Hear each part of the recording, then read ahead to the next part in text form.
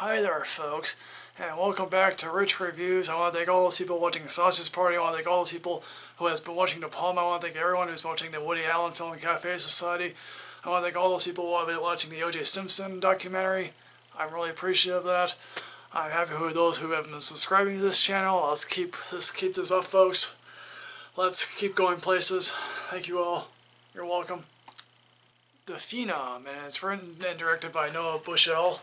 And this is the tale of Hopper Gibson, played by Johnny Simmons, who is just out of high school, and he throws a 98-mile-per-hour fastball, basically. Though he happens at the same time to be a hot mess for some reason the script required it to be. After one game, I guess, where he throws a bunch of wild pitches that don't land anywhere, he's thrown down to the minors, which I guess this film tries says is maybe one game or maybe it's a whole series of games. This obviously clearly shows that maybe the team is lousy at a commitment or they just panicked overall. This movie has flashbacks to him as a high school senior, and his problems are just not all that interesting. There's a teacher here who really is trying to get him to do his studies, and it's like, okay, I think every teacher tries to do that or tries to make sure that the student athletes are reasonably well up there in grades. And he happens to be the #1 prospect in the country who's having, again, he's a pitcher here, and so, no, he also has a girlfriend who doesn't really understand baseball at all, which, again, it's like, okay. This however leads to the one interesting scene in the film, in which he's over at his girlfriend's parents' house for dinner. They're talking about the capitalistic nature of sports, and it's a very, again, it's a fascinating scene. Unfortunately, that scene is maybe like 2 minutes long. And then there is Hopper Sr., played by Ethan Hawke, who himself was once a top promising baseball player. Then his senior year of high school, he just sort of spiraled out of control and didn't really do anything with his life further on.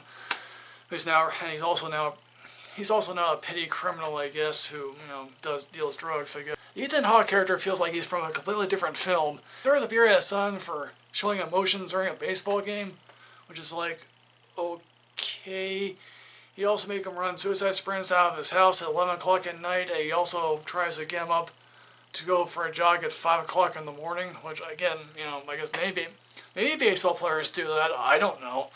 If Ethan Hawke is trying to make us have sympathy for this guy, who's very much off-kilter, then absolutely fails. Again, Ethan Hawke has been in a string of good films lately. This, however, is just not one of them. There's also an end scene with him that tries to give you sympathy for him, and again, it doesn't work.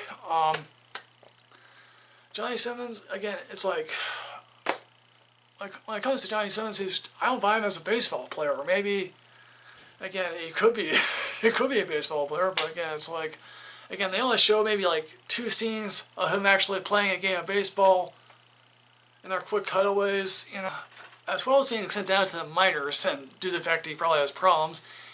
He's assigned a therapist played by Paul Giamatti, and it's like this therapist was once promising. He was like on the cover of Time magazine, then he quickly spiraled out of control, and he tried for years to get his life back in order, and he says to him, okay, if I can handle a spotlight, what makes you think you can handle a spotlight? And while you would think these scenes would lead to anything interesting, it really doesn't.